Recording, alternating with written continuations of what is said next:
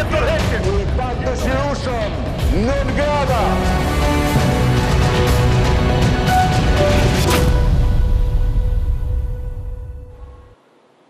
Përshëndetje, po ndihni Virtual Words, unë jam Jeta Kasemi, së bashku dësojmë disa nga momentet kryesore të botës virtuale që lidhje me ngjarjet që kanë ndodhur në vendin tonë, në Shqipëri, por edhe në rang ndërkombëtar. Përplasjet fundit, komentet fundit, reagimet shumëta, diskutime në lidhje me këto situata, ku do të rikujtoja edhe vizitën e kryeministrit Edi Rama në Shkup në kuadër të takimit rajonal të Bashkimit Evropian me Ballkanin Perëndimor, ku një ndër momentet që u vu shumë në vëmendje ishte vizita e kryeministrit Rama në qarëshin e vjetër të kryeqytetit Maqedonisë së Veriut. Në këto pamje të shpërndara në rrjetet sociale, aty ku në fakt u dhanë edhe deklarata shumë të rëndësishme për sa i përket integrimit vendit në Bashkimin Evropian, por gjithashtu edhe piketa të rëndësishme të Ballkanit Perëndimor si një rajon në rrugën e saj drejt aleancës të rëndësishme të Bashkimit Evropian.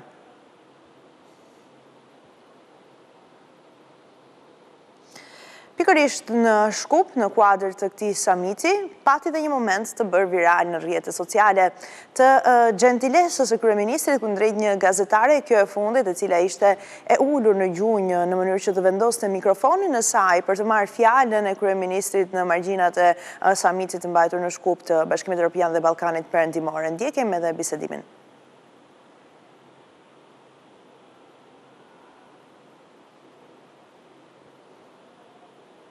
Shka këto me naqimit absolut? Shka të dash?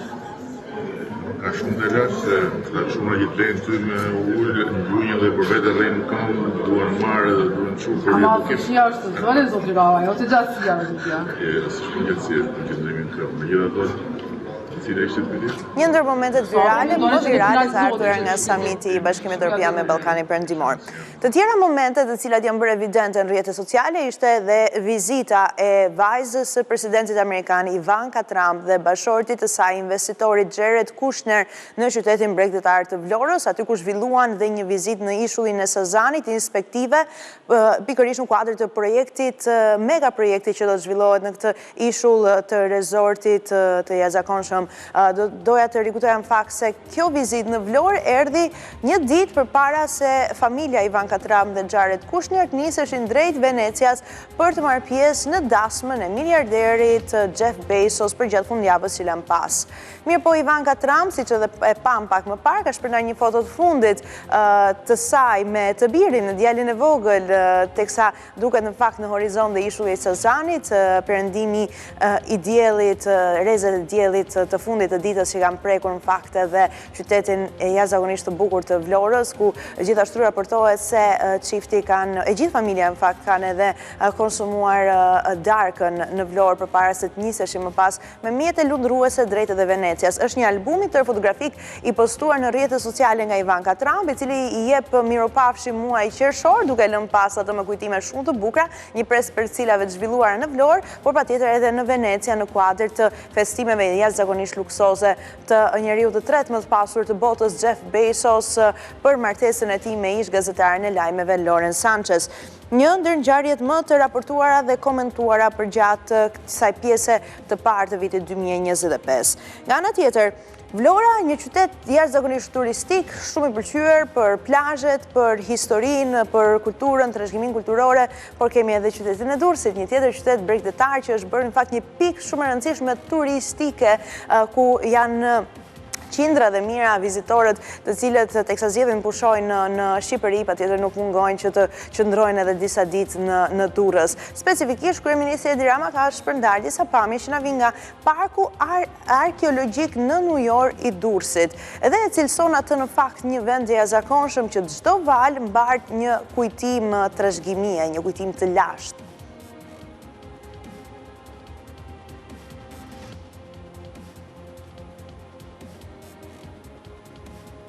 Le të flasim pak për çifti Meta Kryemadhi, të cilët të divorcuar vijojnë të kenë të lashet e përbashkëta. Do të rikujtoja se vetëm me një kartë krediti, Monika Kryemadhi ka shpenzuar rreth $240,000 për veshje, bilet avioni dhe qëndrime në hotele në qytetet më të shtrenjta të botës. Një kartë e re krediti American Express Centurion e vënë në dispozicion nga biznesmeni Ardian Shatku, që SPAK e zbuloi së fundmi dhe njoftoi përpara gjykatës së posaçme si pjesë e raportimit 2 mujor të hetimeve. Mirë po Meta, duke se pas publikimit të këtij informacioni në media dhe vendet, u distancua edhe një herë, duke deklaruar se nuk ka lidhje me këto shpenzime. Nëpërmjet një postimi në rrjetet sociale, duke akuzuar SPAC drejt për drejt, shpreh se nuk ka zhvilluar ndonjëherë vizitat, nuk ka dëshirë të shkojë në Beverly Hills dhe Las Vegas, sepse zgjedhja e tij është gjithmonë të shkojë në Prevall, në Çerm, në Dobërdol, në Majën e Korabit dhe të Jezercës, duke vërtetuar edhe një herë se sipas tij edhe asaj që ai tenton shumë shpesh të thotë me rrjetet sociale është djalë i maleve. Teksa flasim për gjyqe, në fakt, hetimet ndryshme, le të shkojmë në Shtetet e Bashkuara të Amerikës, ku është drejt përfundimit dhe gjyqi kundrejt reperit amerikan Sean Diddy Combs, i cili ka akuza mjaft të rënda mbi të, ato të trafikimit qenieve njerëzore, shantazhit, kërcënimit dhe abuzimit seksual. Mirë po, së fundmi,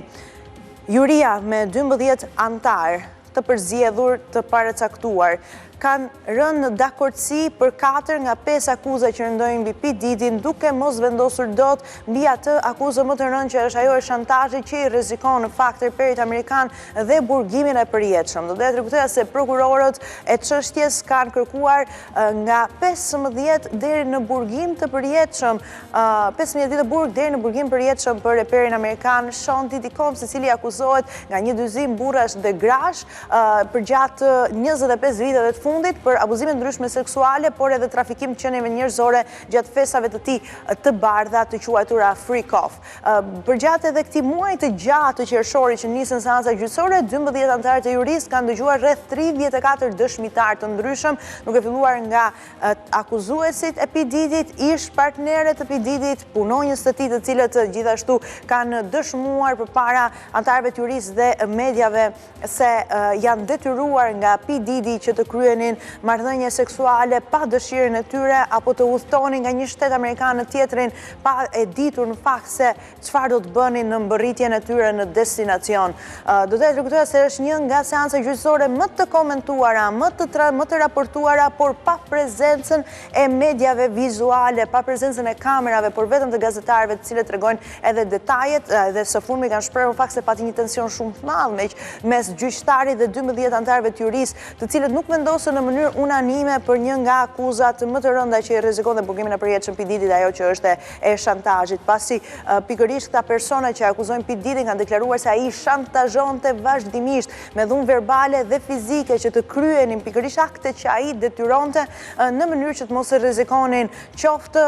në rastin më të vogël prishje të reputacionit apo deri edhe në jetën. Të paktën kështu janë raportuar nëpërmjet edhe dëshmive të këtyre personave akuzues të P. Didit. Mirë po mendohet se pavarësisht se do të jepet një dënim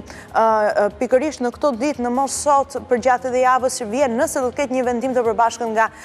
antarët e jurisë, mendohet se të lashët nuk do të përfundojnë me kaq për P. Didin, pasi janë përpiluar disa dosje të reja dhe janë gati për të nisur disa paditë të reja nga të tjerë persona të paemëruar kundrejt dhe Sean Diddy Combs, i cili ka marrë mbështetjen e avokatëve të tij mbrojtës patjetër, por familjes tij më tepër, pasi në ekran shohim një nga avokatët e tij mbrojtës. Këtu është edhe djali i madh i Sean Diddy Combs që së bashku me nënën, me gjyshen e tij, me nënën e reperit, ishin prezencë në sallën e gjyqit së bashku edhe me 3 vajzat e P. Didit që kanë dhënë në fakt edhe mbështetjen e pandalshme për babain e tyre që reputacionin tashmë e ka totalisht të shkatëruar dhe miqtë e tij dhe bashkëpunëtorët më të ngushtë refuzojnë në fakt që të përmendin emrin e tij apo le themi shpresojnë që në ditët e tyre më të keqe mos të përmendet kurrë emri në një dosje të P. Didit. Për të folur për të tjera përplasje të forta të cilat patjetër që transmetohen edhe në rrjetet sociale, sepse këta 2 personazhe janë të pasur, janë të pushtetshëm, janë edhe pronar të rrjeteve sociale. Bëhet fjalë për presidentin amerikan Donald Trump dhe miliarderin Elon Musk, të cilët patën një krisje një thyerje të jashtëzakonshme. Pikërisht Elon Musk doli kundër dhe projekt ligjit të madh të bukur Donald Trump,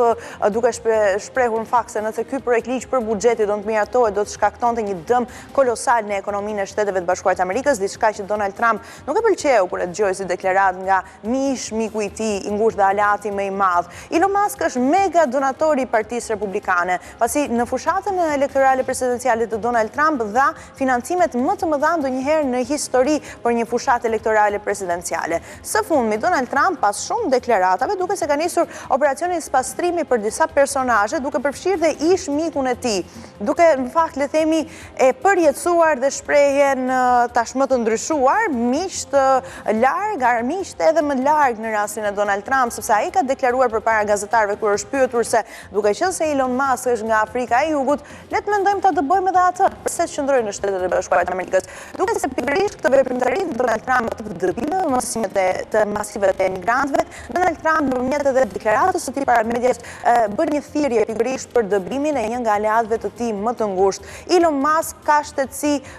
të 3 fisht, kanadeze, amerikane dhe ai ka lindur në Afrikën e Jugut. Mirë po, do të rikujtoja se edhe kanadezët vetë në fakt nuk e deshën, le themi, Elon Musk, pasi pas shpalljes së luftës tregtare nga Donald Trump me fshinjin verior, ishte një peticion i nënshkruar nga qindra mijëra njerëz, të cilët kërkonin fakt edhe revokimin, heqjen e shtetësisë kanadeze kundrejt Elon Musk. Donald Trump nuk ka mbaruar këtu me operacionin spastrimi. Përveç atyre të cilësuarve emigrant paligjshëm alien nga administrata Trump dhe republikanët, Donald Trump duket se do të spastrojë edhe nga rivalët e tij politik, pasi së fundmi ka dalë publikisht kundër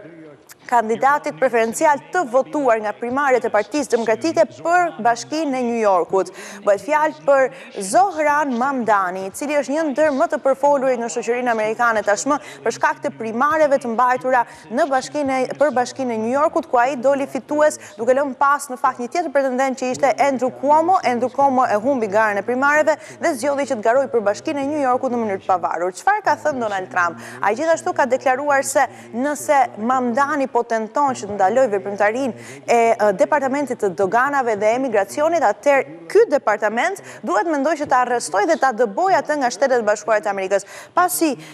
Mamdani në fakt ka lindur në Ugandë nga prindër indian dhe ka marrë shtetësinë amerikane në vitin 2018. Ai ka marrë një përkrahje shumë të madhe në rrjetet sociale, qoftë nga persona të zëshëm dhe publik, por edhe nga qytetarët amerikanë, të cilët shpeshherë flasin pozitivisht për atë që e ka cilësuar veten e tij si një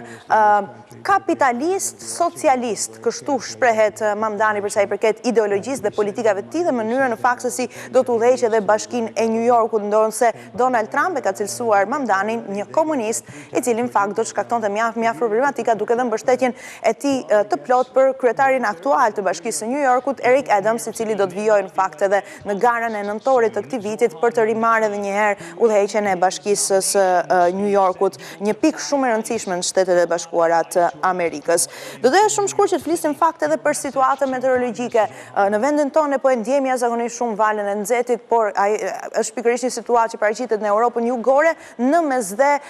duhet thënë nga dishuri Iberik, Spanja, Portugalia, një pjesë e Francës, Italia, Greqia, ka pasur një valë të jashtëzakonshme të nxehtit, madje edhe djegje të zonave të pyjore, qoftë nga zjarrvënia e qëllimshme, por edhe si pasojë e temperaturave. Mirë, por raportimet e fundit tregojnë në fakt për 6 viktima të cilët kanë ardhur si pasojë e goditjes së rrezeve të forta të diellit në zona të ndryshme në Itali, në Spanjë, në Portugali gjithashtu. Nëse flasim për Spanjën, 2 persona janë gjetur pa jetë nga zjarrfiksit në Spanjë. Në Katalunja gjithashtu një person është gjetur i pajet në makinën e tij. Në Palermo të Sicilisë në Itali, një grua vdiq pasi ratifikët e kësaj ecën në rrugë. Në Torino, një 70 vjeçar u mbyt në një vend pushim. Një shofer kamioni në Brescia gjithashtu, ndërsa në Palermo pritet rreziku i valve të nxehtësisë së nivelit të 3. Pati edhe ndërprerje të energjisë për gati shtator në disa zonat Italisë, pasi i nxehti ishte aq ekstrem sa që mbi nxeu tubat nëntoksor të energjisë elektrike. Mirë, por Organizata Botërore e Meteorologjisë ka bërë edhe një raportim të fundit për sa i përket këtyre shifrave rekord të nxehtësisë në të gjithë botën, por specifikisht në Europën jugore edhe në mesdhe, duke deklaruar në fakt se zakonisht ky pik i nxehtësisë përjetohet në muajin korrik, por tashmë në fund qershorit dhe në hyrje të korrikut ne kemi temperatura alarmante që shkojnë në 40, që shkojnë në 42 gradë, madje edhe në qytete të cilat nuk janë zakonisht kaq të nxehta, si për shembull në Frankfurt ka temperaturat janë shënuar 36 gradë Celsius, apo edhe qoftë edhe më sipër në Finland ka pasur 32 gradë Celsius,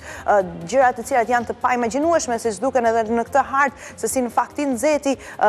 është transportuar në të gjithë Europën edhe se si po përjetohet edhe vala e nxehtit. Nuk mendojmë fakt që kjo periudhë e vitit do të ishte kaq e nxehtë, duke parashikuar se muajt në vijim do të jetë rekorde në vetvete. Pra, do të jetë korrikum më i ngrohtë sërish, do të jetë gushti më i ngrohtë sërish dhe temperaturat e oqeaneve edhe të deteve gjithashtu janë rritur me 1 deri në 2 gradë Celsius. Situata në fakt mjaft shqetësuese ku Organizata Botërore e Meteorologjisë ka bërë thirrje për të gjithë personat edhe për gjitha shtetet në fakt që të aplikojnë pikërisht rregullin e të mos nxjerrit punëtorët në punë, sidomos punëtorët e terrenit për gjatë pikut të nxehtësisë në orët e paraditës dhe të drekës, por gjithashtu edhe duke bërë thirrje njerëzve që të përpiqen të përshtaten me këto temperatura, të cilat si pasojë ngrohjes globale dhe ndryshimeve klimatike vështirë se do të ulen. Në fakt duhet të përshtatemi pikërisht me temperatura kaq të larta. Me këtë informacion të fundit ne kemi ardhur në përfundim të Virtual Wars. Unë ju rikujtoj se të gjitha këto dhe shumë të tjera mund t'i ndiqni në rrjetet tona sociale, në webpaqen abcnews.al, gjithashtu edhe në radio mund të na ndiqni në transmetimin tonë të drejt për drejt në frekuencën 105 FM. Ju falenderoj për vëmendjen. Bashkë mirupafshim. I pak dëshirueshëm, 9 grada.